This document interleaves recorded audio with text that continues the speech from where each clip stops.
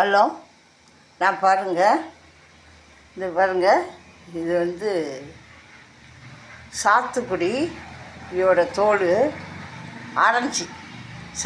ஆரஞ்சியோட தோல். இது நம்ம ஒரு 2 புளி, ஒரு பீஸு, 2 தக்காளி, ஒரு வெங்காயம், கொஞ்சம் உப்பு, இது பார்த்திங்கன்னா நிலக்கடலை, காஞ்ச மிளகாய். இது 4, அதாவது இந்த ஆரஞ்சு தோல் சாப்பிட்றது நம்ம உடம்புக்கு ரொம்ப நல்லது. ஆனால் சட்னியும் ரொம்ப நல்லா இருக்கும். இதை நான் வந்து செஞ்சுருக்கேன். சரி, இன்றைக்கி உங்களுக்கும் செஞ்சு பார்த்தா இந்த சாத்துக்குடி தோலை வேஸ்ட்டு பண்ணாமல் இந்த மாதிரி நீங்கள் சட்னி செஞ்சு பாருங்கள். நான் வெங்காயம் எல்லாம் அரைச்சி ஒரு பீடு வச்சுருக்கேன். இங்கே பாருங்கள், இந்த சட்னி இதுலேயே நான் வந்து கடுகு, கருவேப்பிலையெல்லாம் நான் வந்து போடலை.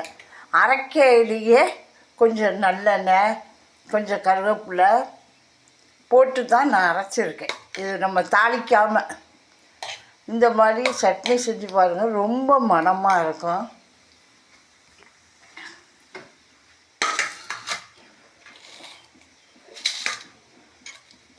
இந்த சட்னி நீங்கள் ஒரு வாட்டி செஞ்சு பாருங்கள்.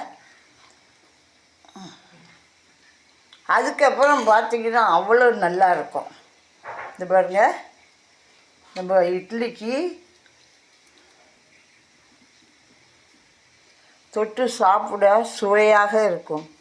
நீங்களும் செஞ்சு பாருங்கள், ஒரு முறை ட்ரை பண்ணி பாருங்கள்.